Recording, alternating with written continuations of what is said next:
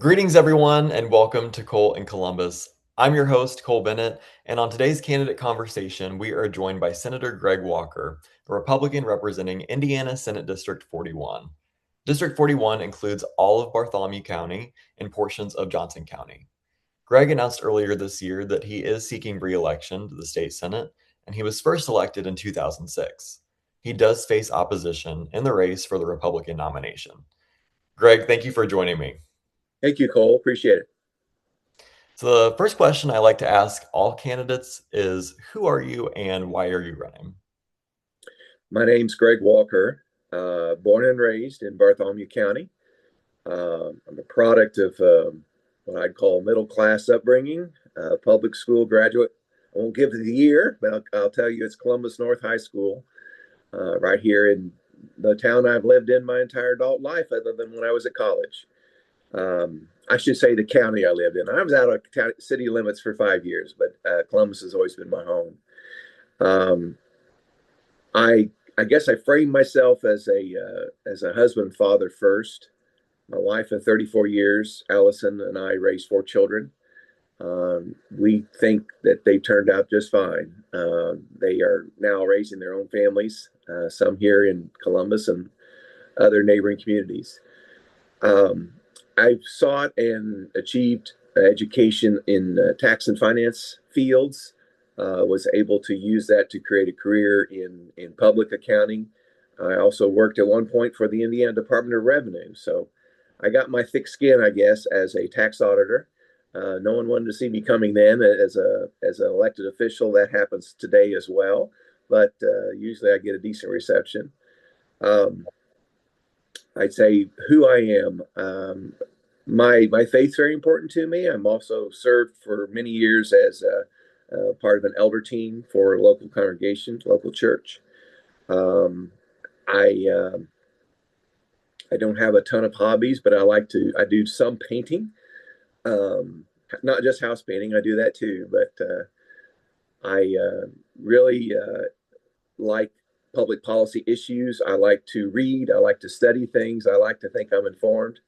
And so I try to read actually a broad selection of subject matter. I don't watch public television and haven't since our kids were younger. We home educated 4 children, and actually, by a set of circumstances, we lost broadcast TV, but we're still able to watch a Disney movie on the VCR now and then. And the kids said, "Well, when's Dad going to fix that?" And I was busy at work, and my wife would say, "Oh, he'll get to it." And eventually, we realized that we didn't enjoy public television as much as we thought we did, and the kids were raised largely without that distraction, and myself without that distraction. So I'm not a TV guy, but I'm too much of an internet hog these days. There's a lot of content, and like I said, I do enjoy reading. But I'm not a flashy guy. I wear the same color clothes all the time. I know what looks good, but I don't. I'm not. I'm too cheap to spend for fashion. So this is what I am. My wife did pass away a little over 2 years ago, and that's maybe part of who I am too. I've been really seeking myself out, and I don't know about re-identifying who I am, or maybe just getting back more in touch with who I am as a widow has been a challenge for me, to be honest. And I feel like I'm finding my center again and sort of hitting on like 8 cylinders the way that I used to. In your career, what accomplishments would you say you're most proud of? In my career, I in the private sector, I had a boss. I don't know if I should say his name or not. He probably wouldn't care, but he was controller at the time, and he said to me one time, and this was actually a proud moment for me. Maybe more people wouldn't take it that way, but he, knowing his nature, he looked at me and he said, "Walker, I'm glad I hired you." He said, "You worry about the things that I don't have to anymore, so I get to sleep at night." And it was a half joke, half compliment. If you knew or know Jeff Bush, he uh, lives up in Carmel these days. But just I try to be a very responsible person for any responsibility that I have, and I'm proud of that. Um, the prior employer to that, I worked as a branch manager for a local outlet where there was a store across the street from where I worked that it was my co-employees, and they would watch me out unloading a truck with pallets, and they said that guy is the hardest working guy I've ever seen. I just have sweat pouring down working, and then I would be back into the branch and doing customer service or whatever needs to be done. So I can throw myself in my work. I think that's one thing I'm very proud of. I'm not scared of long hours. I'm not scared of difficult tasks. The merger and acquisition of the company I was talking about a minute ago, Jeff Bush, was Johnson Oil at the time. Dick Johnson and Rick Johnson, now Johnson Ventures, hired me to work in taxation, and I became a department manager. And they gave me a lot of responsibility. I was filing returns with seven-figure price tags, and I managed to talk myself out of penalties and interest with local state governments. I would argue, I got close to the deadline. This error was can be reversed, and we can fix this. And whenever I had a problem, I was pretty good at keeping my company out of trouble and keeping us on track. I also brag that I was the only accounting department that was making $3 million a year for my employer. And I said, that ought to be worth something to you all. But the work we did, because of the nature of the taxes involved and the collection allowances involved, my group was a profit center. And I said, come on, nicer office, something. So I've always been finding ways to be efficient, be effective, and to carry responsibility without flinching. Sometimes more than was even good for my health, and I felt that way about the State House a couple of times. This is not the best for me, and I'm not sure I can take this much responsibility, but I've been able to do so, and I'm proud of that work. I guess you'd also say that as far as in elected office, I've served under three different chairmen of tax and fiscal. They didn't want to put that whole thing on me, and I'm grateful for that. But I was able to serve under three different chairmen: Luke Kinley, and able to serve under later, well, I shouldn't mention names, Travis Holman and Brian Hirschman. And I did learn different things from each of those three men in terms of their style, their leadership, and that position is no more is as thankless as it is today. That was the committee that would develop and contemplate what our tax structure should be for Indiana. And I learned it should be a three-legged stool. We always said we tried to find fees, income tax, and sales tax to cover what Indiana uses to operate. Those tax bases should be broad and thin rather than burdening one entity over another. And it was really, really tough. And I saw some really masterful work at not allowing the special interest to punch holes in the tax code. And once in a while, we go through and have certain tax credits that had been advocated for. And I remember Brand Hirschman at a hearing one time. He just canceled them all, took one bill and just eliminated all the business tax credits. So they all came back in. Those that were utilizing them had to make their case as to why those were effective and efficient, why we need to give special consideration where we just had a political favor, and we're able to concentrate on making the tax code work in a more simplified fashion for more people, more businesses, be able to attract. If you use special interest tax code to attract business, that's only going to be effective as long as you can afford to give away that tax collection. And I don't mean give it away, but I mean if you're just unfairly assessed, businesses catch on to that, and you become something that's not good for the state. We don't need special interest to drive business. We need to have a good business environment for all people, all businesses. So those are some of my, I guess, favorite accomplishments and lessons of life, so to speak. Turning to 2026 now, what would you say is the most pressing issue for Indiana today? I would say that we are one entity in a global environment where we have to think locally and respond globally. I think that's a challenge for us.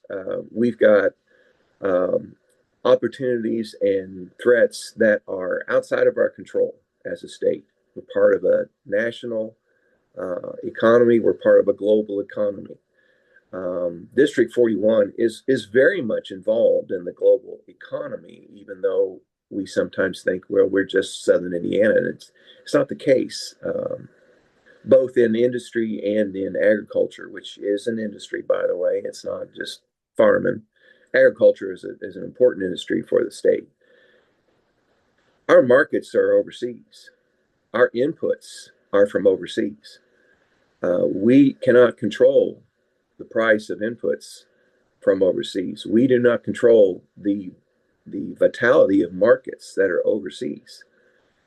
And a lot of our livelihood is dependent upon being a contributor in a global marketplace where we still must think locally in terms of limited bureaucracy in order for business to work, looking how to support good economic decision making, and that actually means data is important. If you make business decisions on false information, you're likely to have poor outcomes. I'm concerned about information flow these days in Indiana. It's getting tougher and tougher to know the resources and trust them of the people and the perhaps agencies, perhaps individual investor idea creators, or you might say social media personalities. Where are we getting our information that's driving our decision making? And in a global economy, we could really steer ourselves off by just not having access to credible, reliable information for those decisions. All of the social media and much of the internet are rumors, if you want to call it that. Sometimes I've said the internet is the world's largest bathroom wall. People can write things on there that you don't have any control over. But you don't have to sit there and read the whole bathroom wall either. You get to decide. And I think what's increasing a challenge for us in this global marketplace that still needs a local focus is knowing when to react to what we think is information and knowing when to disregard it or to focus on something else. I call it sometimes sort of swimming upstream in the intellectual marketplace. There's just too much to consume these days, and we have to be able to throw away things and disregard them in order to focus on our priorities. And that goes to developing workforce and developing education models that work for the state. It's a far-ranging question as to what our issues are or what our most important challenges are. But I don't think we'll be able to overcome some of those challenges unless we deal with the fact that we are part of a global system and recognize it. And unless we recognize that in the information age, how we collect and process information and react to it is going to drive almost all of the decisions we make in some very important areas. In 2025, Senate Bill 1, the property tax relief bill, that has caused a lot of tension between state and local government. I'm sure you've heard. Some believe that the bill is forcing the hand of local governments to raise their local income taxes, while others believe that the bill didn't go far enough in addressing rising property taxes. What is your response to some of these concerns, and what changes would you like to see made in the upcoming budget session should you be reelected? Yeah, the Senate Bill 1, I think, is a product of not having a good vision on where property taxes are headed in the state. And I'm not saying that to point fingers, but I hear a lot of this consternation with the local income tax and its distribution. This year, we put a pause on how that distribution is to be reallocated between local governments. We did put libraries under a special review where They need a voting body. They need an elected body, I should say, to approve budgets, and not in in no small way, government libraries don't have local funding if locals don't support it. So that's good and that's bad, right? Because we look at libraries and their history. We say we want public information. We want access to information. Libraries business model have changed over the years. They're more almost community centers in many respects. They don't fulfill the same role they once did. So we've got some complicated decision making that have been masked under some of our tax code and how we structured the funding of local government, that I think put the pressure back on the hands of citizens in the counties to make these decisions. That doesn't make everyone comfortable. But what I think is really missing from some of the property tax debate is that when I am an investor and I have a portfolio and have savings and so on, or a retirement plan, I may expect that in my later years, I have access to the value of my home and the value of these other assets in order to support myself in retirement. That's not the case for many homeowners, where their home is the primary or only appreciable asset they own. They may not have access to other retirement vehicles, and so it is on my retirement that is based on other assets than my primary home. I'm never taxed on the base, the entire holdings that I have. I may pay some gains on the marginal increases in value. I may pay some taxes on what's called the unrealized gain. But I also then even have ways to tax shelter some of those assets. And because of retirement, I can recognize income in my retirement years where I hope perhaps that the rate of tax will be lower than in the years in which I earned those assets and those investments. And we need to come up with a model that recognizes that these homes are not only the value of an asset, that, oh well, you just sell the home, and you know, if the assessed value is what you can sell the house for, then that's a good assessment. I don't disagree with that, but I think the entire model doesn't give enough attention to the fact that we're taxing the entire savings of some individuals, and we're taxing only a portion of the savings of others. If I'm making any sense at all, it's how do we know that? How do we identify what is the marginal return on a home versus just taxing the entire base again? And I'm trying to figure out a way to put that into practice. It might mean that the tax might adjust for homes that are in a higher appreciating market more, and tax homes in a lower appreciating market less. There may be some adjustments based upon total assets that are owned by the individual, or maybe we find a different model altogether that merges together your tangible assets with your intangible assets to create that tax on wealth, if you want to call it that. That is the basis for county and local budgets. The other argument is if we reinvest or reapproach that model, we might be able to find a way to where property tax assessment is just a minor piece of that total assessment, still based upon where you have your primary residence, but taking into account your total asset accumulation as opposed to one category of asset, if that makes any sense.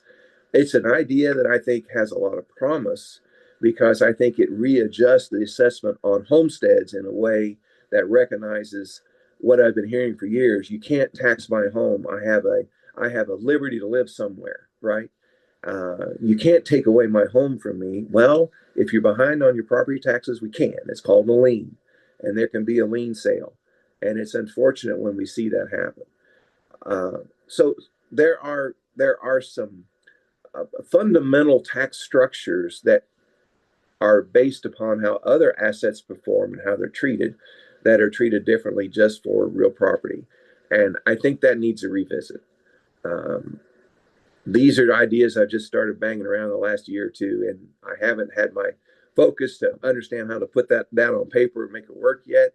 But I really think that's key to moving forward to where property taxes are not in a moral act where we're basically taking people's homes from out from underneath them. And I think that's something we need to figure out. I think just from all of your comments, what I've gathered is that property taxes are much more complicated than what meets the eye. And something that I talk about a lot is trying to extrapolate and focus in on more local issues when, as you mentioned earlier, social media, news media is much more focused on what's going on in Washington, D.C. A lot of folks don't understand that decisions that are made in our own backyard have a lot more weight than decisions made from the federal level. That starts at the state and local level. And unfortunately, we have examples where our local governments are failing us. And that was certainly the case with former Columbus Township trustee Ben Jackson, who stole over $1 million taxpayer dollars in his tenure. And this is just the latest trend and a disturbing trend of corruption in township government in our state. And you authored Senate Bill 270, which encourages consolidation of underperforming townships. Do you think that this legislation went far enough? And if not, what changes do you think still need to be made?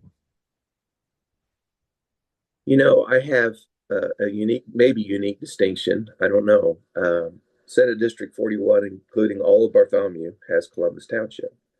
Um, but it also includes a successful merger of three townships into one leadership team in Johnson County, where there are proven savings.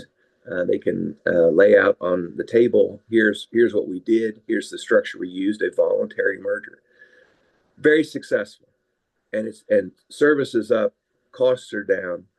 It's been remarkable. But right in one district, I'm torn between just light a match under township government and blow it up, and then look at the achievements that have been made within the district.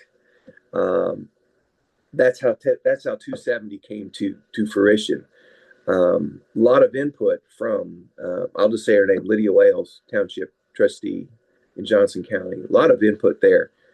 We made the approach that the conversation around township government and improved efficiencies, or maybe just coming up into the 21st century, might be a better way to put it.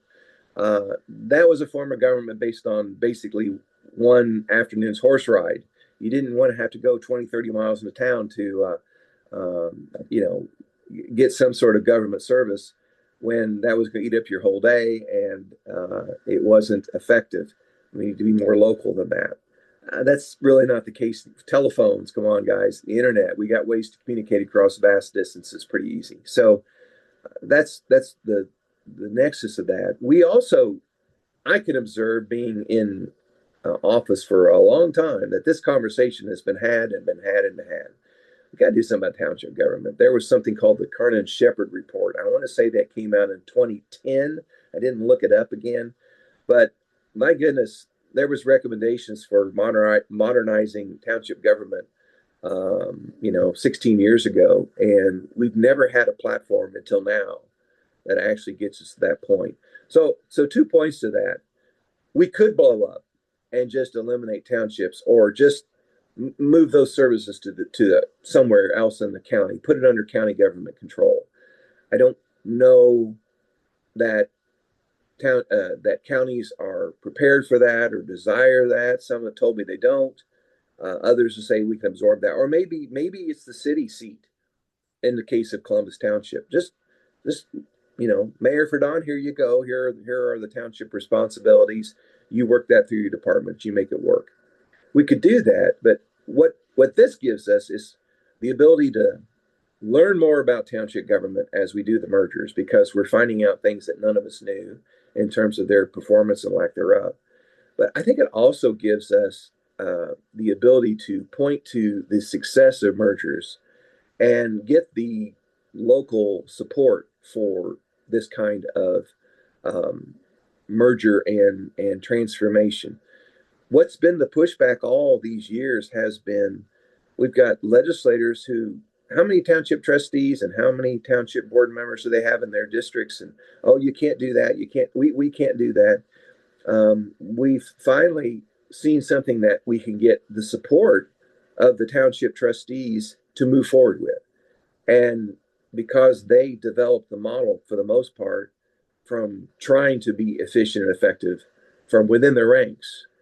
And that's going to give us a chance to learn within a couple years. If we need to, we can change the parameters of when there needs to be a merger. We can make this a evolutionary model instead of a revolutionary model. I think as we see this take effect, there's very likely to be other legislation to follow that will say this is a successful means by which to do this. But once we have people who still have the level of service that they need, and realize that losing a township office, a half mile down the road wasn't as critical as they thought it was, we can probably be a little more radical with some of the expectations. So I think it's a transitional model that will inform us on what the next step should look like. Let's turn to healthcare now. I'm a nurse professionally, and something that I think I know myself and a lot of other healthcare professionals were alarmed by was the news from Johnson Memorial Health that announced its closure of the maternity services. How could the state be doing more to support expectant mothers in our district? That decision has been based, I'm sure, on reimbursement rates. I'm sure it's based upon the liability insurance that a birthing center has to carry. There's a lot of dollars pressure on that. Someone reminded me recently of a show called The Midwife, and I don't watch a lot of TV or not aware of a lot of it, but I think that's one we streamed at one point in my household. But The Midwife had a group of they were nuns, if I remember right, who made house calls, and it was with expectant mothers and those with young children, and they found ways to support those in what was a very high poverty area. There was both the charitable um, element of this. It was a story. I realized it was a television program, but it had the element of a spiritual and mental support with the things that they needed in terms of medical attention to children and newborns and expectant mothers in a way that was very personal service and one that had impact on people's lives. We have in Bartholomew County visiting nurses program. I think when we develop things about getting into people's homes and seeing the environment in which newborns are brought into, seeing how a new mother actually um, um, cares for their child in their own element as opposed to bringing them into the office. You bring a child in the office, you make sure that you change the diaper, you've got a clean onesie on, and all that.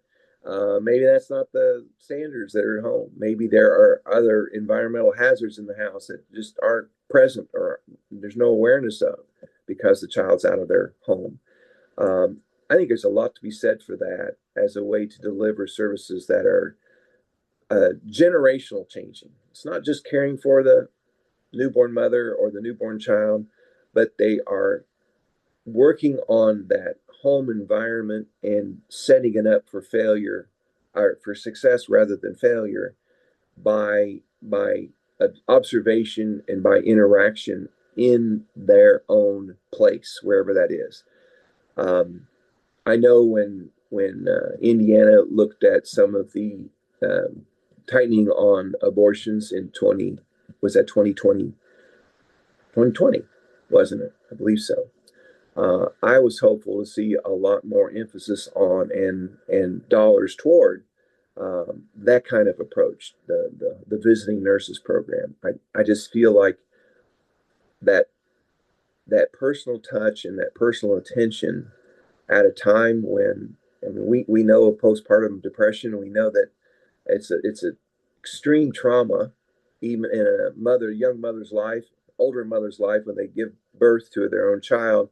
It's traumatic, and it sets up problems with depression or problems with self-worth and other things that are just super, super challenges due to the nature of the trauma bringing a child in the world. And we need to calm that trauma and address it in a way that creates comfort and confidence in young families. And I think that's the direction Indiana should go, to set up the next generation for a better future. Those foundational months are so critical, and you can catch illnesses and things that need to be addressed very early on. They're always going to be more success if we can catch any kind of problem, physical health, developmental health. If we can catch those early, we're always going to have a better chance of addressing them, so that we're not dealing with, well, now you're damaged goods. And boy, if we just got to that when you were younger, we really could have put you on a different pathway in life. I think that should be our focus. Well, you are a Republican, and so I want to take a moment to look across the aisle. I listened to a podcast hosted by two former governors of Tennessee called You Might Be Right. Can you think about one issue you've experienced in your political career where you realize that the opposing side may have a point? I would say it was my experience in pensions and labor. I think that is the longest serving committee I've been on continuously. I believe it's been my entire Senate career. I've been on pensions and labor. I may be wrong about that, but that's what I think I've done anyway. But as I looked at things, and again, these are issues where there's both federal law and state law trying to work in combination, because I don't know how many of your listeners are aware of how much Indiana is actually a administrator for federal law. And one area like that might be workman's compensation, where we've set up a federal program and we've told all the various states, now you've got to implement this, you've got to make this work, but you got to make it work under our rules. When we see something like workman's compensation being applied, there's always this threat in the background. We're going to take this away from you, and that flexibility that we've given you to administer this federal program under Indiana's preferences, we'll take all that away. We'll just standardize the program. So if you don't do it right, we'll take it away from you and we'll do it our way. Is again this veiled threat that hangs over, um, um, Medicaid and social services of various kinds, business tax credits. There are tons of these programs that are pushed down on the states, given us the responsibility to manage well. And so, where is our room to be efficient and effective in that? Something like that. So, in this committee, we try to look at legislation regarding workman's compensation.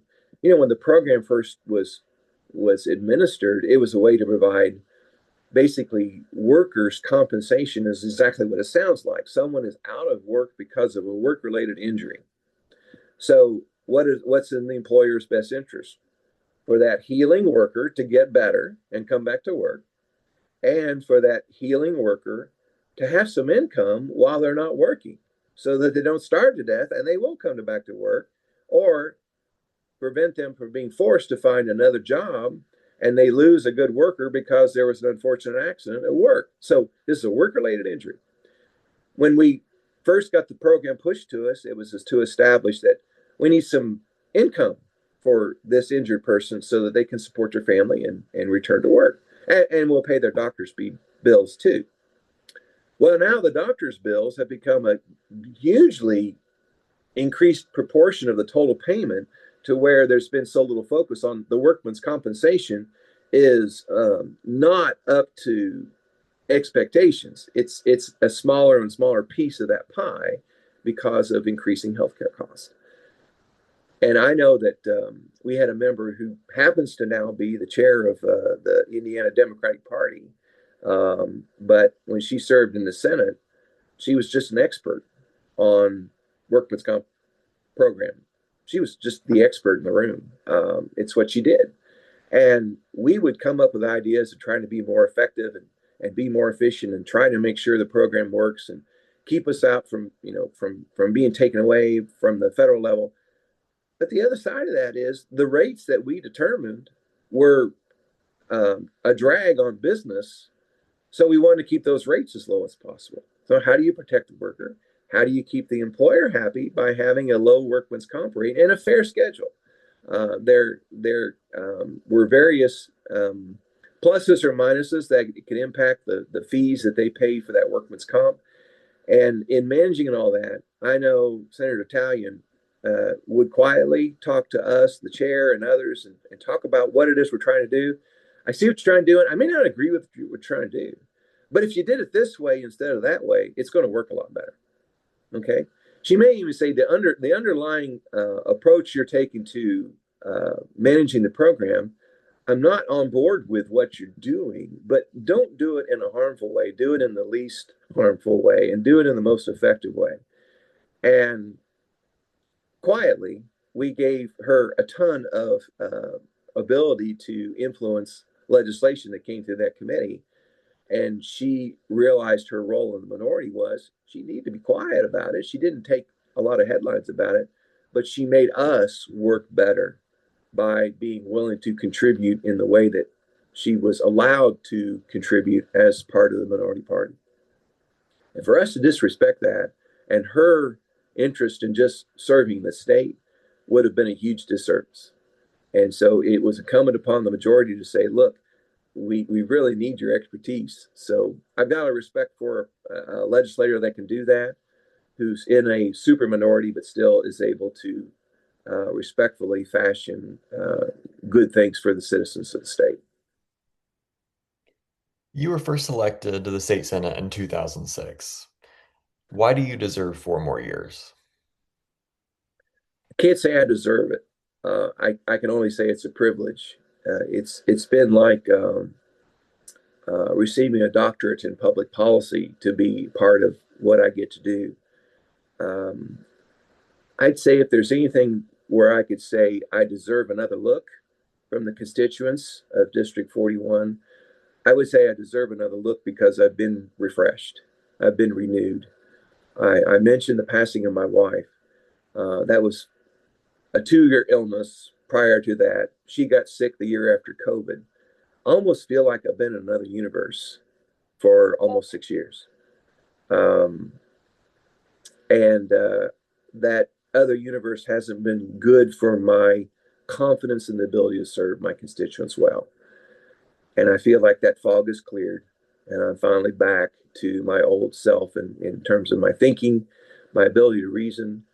My I still don't remember your name. That's never been one of my strong suits. When I see you, please prompt me with your name again, even if you think Walker, I don't know who I am.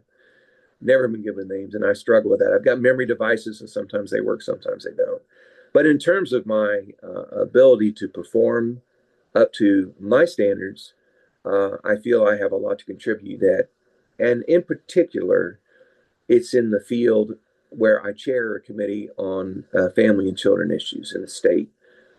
I do believe that we have an agency that is always going to struggle. We're under new leadership for the third time in less than 2 years in that administration under the governor. And we just need to come alongside them and help them protect our children in instances of neglect and abuse.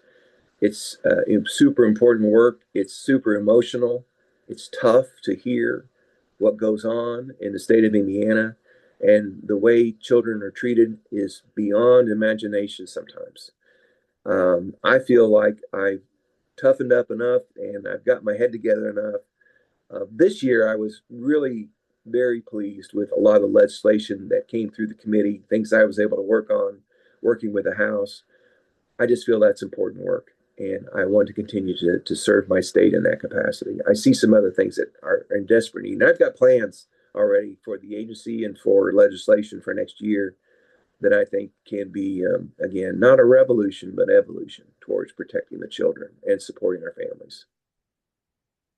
Very good. Now we're going to enter our rapid fire section where Okay. you answer these questions in 5 words or less. Are you ready? How many words? Five, Cole? 5 or less. All right. Okay. If you weren't a senator, what job would you want?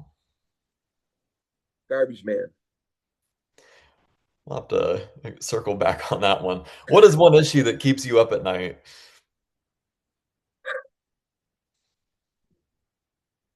Um, Attention deficit syndrome.